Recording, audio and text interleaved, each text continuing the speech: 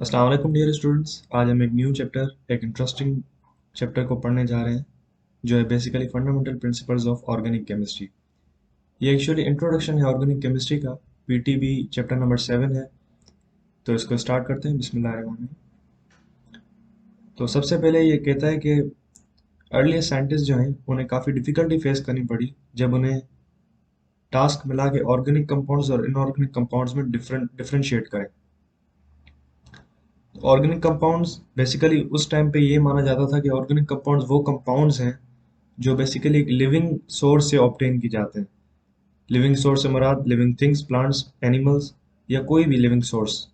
और inorganic compounds उन compounds को कहा जाता था जो नॉन लिविंग या मिनरल सोर्सेज, मिनरल बेसिकली हम कहते हैं वो इनऑर्गेनिक कंपाउंड जो ज़मीन से ऑब्टेन किए जाए। तो इन दोनों के दरमियान उन उस ज़माने में ये कहता है 200 ईयर्स अगो, 200 साल पहले यही कॉन्सेप्ट था लोगों का। तो इन्हीं अल्फाज की मॉडिफाइड फॉर्म को बेसिकली हम कहते हैं वाइटल फोर्स थ्योरी, जो जे जे बर्जीलिस ने पेश की थी। उसकी ये स्टेटमेंट थी, इसको अगर हम समराइज करें सिंपल अल्फाजों में, कि ऑर्गेनिक कंपाउंड्स वो कंपाउंड्स हैं जो लिविंग सोर्स से ऑब्टेन की जाते हैं और इनऑर्गेनिक कंपाउंड्स वो कंपाउंड्स हैं नॉन लिविंग सोर्स से ऑब्टेन की जाते हैं। वही सेम स्टेटमेंट और कुछ नहीं, बस मॉडिफाइड फॉर्म।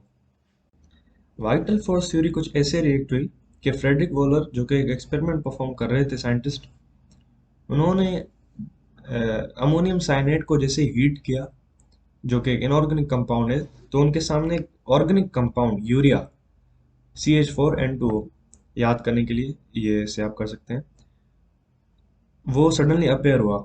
तो इस तरीके से वाइटल फोर्स थ्योरी जो जे जे बर्जीलियस ने दी थी वो रिजेक्ट हो गई। अच्छा, इससे साइंटिस्ट के पास एक अलग और एक अच्छा कॉन्सेप्ट आया। वो ये आया कि उन्हें अब ऑर्गेनिक और इनऑर्गेनिक में फ़र्क समझ में आ गया। ऑर्गेनिक केमिस्ट्री को अब डिफाइन करूं मैं, तो ऑर्गेनिक केमिस्ट्री बेसिकली स्टडी है ऑर्गेनिक कंपाउंड्स की। और ऑर्गेनिक कंपाउंड्स कहते हैं हाइड्रोकार्बन्स एंड देयर डेरिवेटिव्स। इस डेफिनेशन को आप आगे जैसे ही चैप्टर में बढ़ेंगे तो बिल्कुल क्लियर, क्रिस्टल क्लियर कॉन्सेप्ट होगा आपका इस बारे में। और इनऑर्गेनिक हम कह सकते हैं कि बस जो नॉन ऑर्गेनिक है, जो जो ऑर्गेनिक नहीं है, वो सारे नॉन और इनऑर्गेनिक हैं। अच्छा, अब ऑर्गेनिक में भी कुछ कैटेगरीज हैं, जैसे मैंने पहले कहा कि हाइड्रोकार्बन्स और उसके डेरिवेटिव्स। अब हाइड्रोकार्बन्स ऐसा नहीं कि सिर्फ ऐसे कंपाउंड जिनमें कार्बन और हाइड्रोजन है वो ऑर्गेनिक कंपाउंड्स हैं। नहीं, ऐसा बिल्कुल ऐसा नहीं। अच्छा, एक और पॉइंट क्लियर करता चलूँ कि इससे पहले साइंटिस्ट का एक कॉन्सेप्ट था कि वो कंपाउंड्स जिनमें सिर्फ कार्बन प्रेजेंट हो उनको उनको हम ऑर्गेनिक कंपाउंड्स कह रहे हैं। पर ये कॉन्सेप्ट भी रिजेक्ट हो गया जब उन्हें पता चला कि कुछ ऐसे कंपाउंड्स हैं जैसे कार्बन मोनोऑक्साइड, कार्बन डाइऑक्साइड है, इसके अलावा कार्बोनेट्स और बाइकार्बोनेट्स हैं। कार्बोनेट्स की एग्जांपल मैं देता हूँ Na2CO3, सोडियम कार्बोनेट और बाइकार्बोनेट HCO3, सोडियम बाइकार्बोनेट। तो ये सारे भी हमारे पास इनऑर्गेनिक कंपाउंड्स हैं। तो ये कॉन्सेप्ट भी गलत हो गया कि कार्बन जिसमें प्रेजेंट होगा वो ऑर्गेनिक होगा। नहीं, हाइड्रोकार्बन से मुराद जिसमें कार्बन कोवेलेंटली अटैच्ड होगा। कोवेलेंट बॉन्ड आपने पढ़ा होगा प्रीवियस क्लासेस में कि कार्बन और हाइड्रोजन के दरमियान म्यूचुअल शेयरिंग ऑफ इलेक्ट्रॉन्स की वजह से जो बॉन्ड बनता है उसे हम कहते हैं कोवेलेंट बॉन्ड। तो अगर ऐसा कोई कंपाउंड है जिसमें कार्बन और हाइड्रोजन आपस में कोवेलेंटली बॉन्डेड है, उसी को ही हम हाइड्रोकार्बन मतलब ऑर्गेनिक कंपाउंड कंसीडर करेंगे। और इसके अलावा उनके डेरिवेटिव्स भी, जिनके बारे में आगे डिस्कस करेंगे। अच्छा, तो ये ऑर्गेनिक इंट्रोडक्शन ऑर्गेनिक केमिस्ट्री का हो गया। अब बात करते हैं हम, कुछ फीचर्स हैं, कुछ पॉइंट्स हैं हमारे पास ऑर्गेनिक कंपाउंड्स के, जिनमें सबसे पहले आता है peculiar nature of carbon. Peculiar मतलब स्ट्रेंज, अजीब सी एक नेचर है कार्बन की। अब ऑर्गेनिक केमिस्ट्री इतनी वास्ट है, आपको पता है, बुक्स की बुक्स इन पर लिखी गई हैं। उसकी वजह कार्बन ही है। कार्बन उसकी वजह ऐसे है कि कार्बन दूसरे कार्बन एटम्स के साथ आपस में बॉन्डिंग बनाता है और उस बॉन्ड की कोई लिमिटेशन नहीं है। वो मिलियंस की चेन्स होती हैं उसमें, और वो बस जुड़ते जाते हैं आपस में और चेन्स बनाते हैं कोवेलेंट बॉन्ड के थ्रू। तो उनकी लिंकिंग आपस में, इस लिंकेज को हम, जो सेल्फ लिंकेज है, उसको हम कहते हैं केटिनेशन। इसके बारे में आपने नाइन्थ में भी पढ़ा होगा यकीनन। कि कैटिनेशन कार्बन की वो प्रॉपर्टी है जिसमें वो खुद को चेन्स की फॉर्म में या क्लस्टर्स की फॉर्म में अरेंज करता है। अच्छा, उसके अलावा हमारे पास सेकंड नंबर पे पॉइंट आता है non ionic character of organic compounds. ये बात भी ज़हन में रखें कि ऑर्गेनिक कंपाउंड्स जो हैं वो सारे के सारे कोवेलेंट कंपाउंड्स हैं। उनमें कोई भी ये आयनिक या आयनिक बॉन्ड अवेलेबल नहीं है, मतलब आयनिक कंपाउंड वो नहीं है। वो सारे के सारे कोवेलेंट कंपाउंड्स हैं। कोवेलेंट कंपाउंड्स की ये भी प्रॉपर्टीज हैं कि उनके रिएक्शन स्लो होते हैं, क्योंकि आयनिक के आपको पता है फास्ट रिएक्शंस होते हैं और कोवेलेंट के स्लो होते हैं। मतलब सारे ऑर्गेनिक कंपाउंड्स के रिएक्शन स्लो होते हैं। थर्ड पॉइंट हमारे पास है similarity in behaviour. Similarity in behaviour की वजह सिर्फ हमारे पास होमोलॉगस सीरीज हैं। इन सीरीज के बारे में आगे हम डिटेल में पढ़ेंगे, लेकिन ये बता दूं कि क्योंकि इनके एक प्रॉपर, अगर हम एक फंक्शनल ग्रुप की बात करें जो जिस पर सारी कंपाउंड की प्रॉपर्टीज डिपेंड करती हैं, तो अगर वो किसी सीरीज में फंक्शनल ग्रुप सेम आ रहा है, सेम चल रहा है, वो आगे हम डिटेल में पढ़ेंगे, इसका बस मैं इंट्रो दे रहा हूँ थोड़ा सा। तो उसके बारे में ये अगर सीरीज हमारे पास होमोलॉगस सीरीज है, तो उसमें अगर फंक्शनल ग्रुप सेम चल रहा है तो उनकी प्रॉपर्टीज भी सिमिलर होंगी आपस में। उसके अलावा हमारे पास फोर्थ पॉइंट है complexity of organic compounds. Complex तो हैं बिल्कुल, क्योंकि कार्बन बॉन्डिंग करता है और खुद से भी सेल्फ लिंकेज भी करता है और दूसरों से भी करता है, क्योंकि कोवलेंट बॉन्ड काफ़ी म्यूचुअल शेयरिंग और काफ़ी स्ट्रॉन्ग बॉन्ड्स हैं। और इनके काफ़ी लार्ज और स्ट्रक्चरली कॉम्प्लेक्स होते हैं। जिस तरह हमारे पास एग्जांपल इन्होंने दी है स्टार्च की। ये स्टार्च का बेसिकली जनरल फार्मूला है, ये आप याद करें, एमसीक्यूज में अक्सर पूछा जाता है, C6H10O5। और आगे N है, मतलब नंबर ऑफ ये मॉलिक्यूल्स अटैच होते रहेंगे आपस में और कॉम्प्लेक्स होता जाएगा। लेकिन बेसिकली स्टार्च खुद एक पॉलीमर है, उसका मोनोमर ग्लूकोज होगा। इसी तरीके से हमारे पास प्रोटीन्स भी हैं। अब ये आपने बायोलॉजी में पढ़े होंगे कि प्रोटीन्स हैं, कार्बोहाइड्रेट्स हैं, लिपिड्स हैं, ये सारे के सारे ऑर्गेनिक कंपाउंड्स हैं, हाइड्रोकार्बन्स एंड देयर डेरिवेटिव्स। और प्रोटीन्स में हमें पता है कि कार्बन नाइट्रोजन के साथ लिंक करता है, मतलब नाइट्रोजन इसमें एज अ डेरिवेटिव काम आता है। फिफ्थ पॉइंट हमारे पास आइसोमेरिज्म। आइसो मीन्स सेम, मर मीन्स यूनिट। मतलब ऐसे ऑर्गेनिक कंपाउंड्स हैं जिनका मॉलिक्यूलर फार्मूला सेम होगा, लेकिन वो बेसिकली कंपाउंड चेंज होंगे, मतलब डिफरेंट होगा उनका, स्ट्रक्चरल फार्मूलाज उनके डिफरेंट होंगे। Structure different, molecular formula same. इसके बारे में डिटेल में हम आगे पढ़ेंगे। 6 नंबर पर हमारे पास पॉइंट है rates of organic reactions. Organic reaction मैंने ऑलरेडी प्रीवियसली डिस्कस किया कि ऑर्गेनिक रिएक्शंस, ऑर्गेनिक कंपाउंड्स जो हैं बेसिकली कोवेलेंट कंपाउंड्स हैं, और कोवेलेंट कंपाउंड्स के रेट ऑफ रिएक्शन स्लो होते हैं, विगोरसली रिएक्ट नहीं करते वो। सेवेंथ पॉइंट है सॉल्युबिलिटी। अब सॉल्युबिलिटी बेसिकली ऑलमोस्ट सारे के सारे ऑर्गेनिक कंपाउंड्स हैं वो इनसॉल्युबल हैं, लेकिन ये फिर भी सॉल्युबल हैं नॉन पोलर ऑर्गेनिक सॉल्वेंट्स में। ऑर्गेनिक सॉल्वेंट्स में हमारे पास बेंजीन है, पेट्रोलियम ईथर यहाँ पे एज एन एग्जांपल इन्होंने मेंशन किया है। ये भी आप याद रखें, अक्सर पूछा जाता है कि non organic non polar solvents कौन से हैं। और चूंकि ऑर्गेनिक कंपाउंड्स सारे नॉन पोलर हैं, पोलर नहीं होते, तो नॉन पोलर हैं तो रिएक्ट भी लेस करते हैं, और इसके अलावा सिर्फ नॉन पोलर ऑर्गेनिक सॉल्वेंट्स में डिसॉल्व होते हैं, वाटर में इनसॉल्युबल होते हैं। इसके बाद आगे हमारे पास importance of organic chemistry. Importance तो बहुत है इसकी, यहाँ पे बस बेसिकली ये मेन चीज़ें मेंशन की हैं। जैसे प्लास्टिक्स में भी ऑर्गेनिक कंपाउंड्स हैं, सारे ऑर्गेनिक केमिस्ट्री हर जगह सब जगह पे अप्लाई होती है। सिंथेटिक रबर है, मेडिसिन हैं, प्रिजर्वेटिव्स हैं, पेंट्स हैं, वार्निशेस हैं, टेक्सटाइल फाइबर्स, मतलब हर हर फील्ड में ऑर्गेनिक केमिस्ट्री का बहुत बड़ा किरदार है।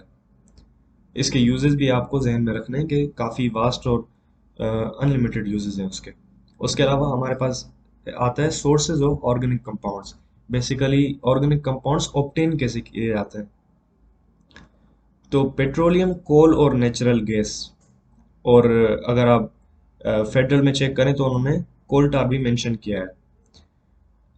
तो ये कहता है कि पेट्रोलियम, कोल, नेचुरल गैस जो है हमारे पास ऑर्गेनिक कंपाउंड्स, ये मतलब ऑब्टेन होते हैं ऑर्गेनिक कंपाउंड से। तो बेसिकली जिनसे ऑब्टेन होते हैं फॉसिल फ्यूल्स होते हैं। फॉसिल फ्यूल्स आपको पता है ज़मीन से जो ऑब्टेन किए जाते हैं हमारे पास, जैसे ओल्ड रिमेन्स हैं प्लांट्स के या एनिमल्स के, जो काफ़ी डिके हो होकर सिंपल फॉर्म में आ चुके हैं। वो सिंपल भी बेसिकली कॉम्प्लेक्स ही है, क्योंकि वो ऑलरेडी इतने कॉम्प्लेक्स हो चुके थे कि वो जब डिकम्पोज भी हुए डीके भी हुए तो भी उनकी सिंपल भी कॉम्प्लेक्स फॉर्म ही थी, तो उसको हमें आर्टिफिशियली और उसको डिकम्पोज करना पड़ा।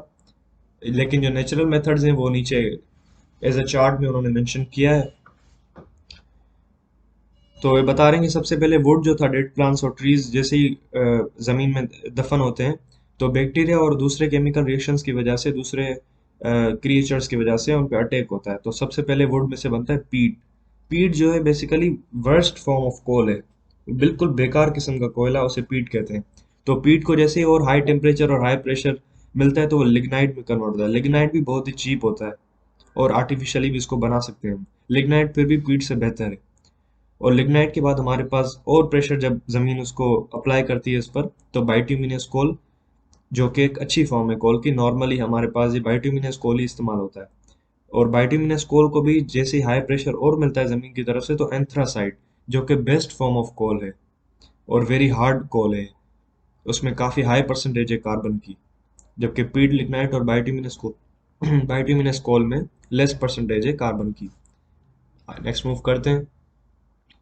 तो कोल हमारे पास एक अच्छा फ्यूल है। कोल ऐसे डायरेक्ट एज अ फ्यूल नहीं है, उसको कन्वर्ट करते हैं, हम उसकी डिस्ट्रक्टिव डिस्टिलेशन करते हैं, जिसे हम कार्बोनाइजेशन, ये भी उमूमन टेस्ट वगैरह में आता है कि क्या है डिस्ट्रक्टिव डिस्टिलेशन। आगे जब हम टाइप्स ऑफ डिस्टिलेशन पढ़ेंगे तो हम उसमें डिटेल में इसके बारे में डिस्कस करेंगे। बेसिकली याद रखें कि डिस्ट्रक्टिव डिस्टिलेशन ऐसा प्रोसेस है जिसमें हम प्रेशर और टेम्परेचर को रेगुलेट करके, उन्हें कम ज़्यादा करके, बेसिकली ज़्यादा ही करके, और हम अपना जो प्रोडक्ट है वो ऑब्टेन करते हैं। तो जैसे हम कोल को हीट करते हैं in the absence of air, temperature high होता है, आप देख रहे हैं 500 टू 1000 डिग्री सेल्सियस। उसमें जब हम उसको हीट करते हैं तो हमारे पास कोक, कोल गैस और कोल टार ऑब्टेन होता है। Coke basically purest form of carbon है। कोल गैस इसके ये एक मिक्सचर है। और कोल टार, जिसे हम डामर अक्सर कहते हैं, कंस्ट्रक्शन ऑफ रोड्स में भी यूज होता है। कोल टार में भी और काफी कंपाउंड्स हैं, ये जैसे मैंने पहले कहा कि वो हैं तो सिंपल, पर वो सिंपल भी कॉम्प्लेक्स हैं, जो कि हम फ्रिक्शनल डिस्टिलेशन, ये हम आगे डिस्कस करेंगे टाइप्स ऑफ डिस्टिलेशन डिटेल में, तो उसमें हम क्लियर हो जाएगा कि क्या है ये प्रोसेस। बस ये फिलहाल याद रखें, टेस्ट में आ सकता है। अच्छा, काफ़ी सारे सोर्सेज ऑप्टेन होते हैं, तो इसमें बताया है कि 80% ये कोल जो है वो हमारे पास इंडस्ट्रीज वगैरह में डोमेस्टिक पर्पस के लिए यूज़ होता है। अच्छा, नेचुरल गैस। नेचुरल गैस हमारे पास सुई गैस, जिसे हम कहते हैं कि बलूचिस्तान के इलाके सुई से ऑप्टेन हुई थी, हमारे पास पाकिस्तान में इसको सुई गैस के नाम से जाना जाता है। ये बेसिकली मिक्सचर है लो बॉइलिंग हाइड्रोकार्बन्स का। हाइड्रोकार्बन्स जिनका बॉइलिंग पॉइंट बहुत लो होता है, तो उनमें से ये ऑप्टेन होती है नेचुरल गैस। नेचुरल गैस का जो मेजर पोर्शन है, 94% उसकी जो प्रोपोर्शन है वो मीथेन CH4 ऑक्यूपाई करती है। इसीलिए हम उसको बेसिकली मीथेन गैस ही कह देते हैं, क्योंकि ऑलमोस्ट 94% अगर मीथेन का है तो उनसे मीथेन गैस ही कंसीडर करते हैं। ये भी ऑर्गेनिक मैटर जैसे डिकम्पोज होता है तो उसमें हमारे पास यूज होता है, इसके काफ़ी फर्टिलाइजर्स होते हैं, और ये भी इंडस्ट्रियल और डोमेस्टिक पर्पज में यूज होता है। उसके बाद पेट्रोलियम। पेट्रोलियम हमारे पास मिनरल ऑयल को ही हम पेट्रोलियम कहते हैं, जो बेसिकली रिफाइंड फॉर्म है। रिफाइनेशन एक ऐसा अच्छा प्रोसेस है जिसके बारे में आगे डिस्कस करेंगे यकीनन। क्रैकिंग और रिफाइनेशन, इसमें हम आगे इसका डिस्कस करेंगे। ये नीचे चार्ट है, ये इसको थोड़ा रीड करें, पर इसको ज़्यादा याद करने की नीड नहीं है, क्योंकि इसको ये काफ़ी डिफ़िकल्ट चीज़ें, बस थोड़ा इसके बारे में देख लें कि क्या क्या यूजेस हैं नेचुरल गैस के, पेट्रोलियम ईथर या और भी जैसे हैं। कोल टार देख लें, एस्फाल्ट और पेट्रोलियम कोक भी है नीचे, केरोसिन, ये सारे इनके बारे में थोड़ा देख लीजिए। ओके, नेक्स्ट मूव करते हैं। तो हमारे पास ये जैसी एक केमिकल और बायोकेमिकल प्रोसेस, यकीनन जो हमारे पास डिकम्पोजिशन होती है ऐसे नहीं होती, वो केमिकल रिएक्शंस ही होते हैं जिनमें हमारे पास ये उसके नतीजे में हमारे पास क्रूड ऑयल मिलता है, जो कि लिक्विड है ब्लैकिश कलर का। उसको भी हम रिफाइन करते हैं, रिफाइन मतलब उसको प्योरीफाई करते हैं, और इसी तरीके से हमें लास्ट में ये हमारे पास हमारा पेट्रोलियम ऑप्टेन होता है। ओके, नेक्स्ट वीडियो में हम क्रैकिंग और रिफॉर्मिंग को डिस्कस करेंगे। मैंने प्रीवियसली रिफाइनेशन कह दिया, रिफाइनेशन बेसिकली ओर्स की जाती है उनको प्योरीफाई करने के लिए। Okay, thank you.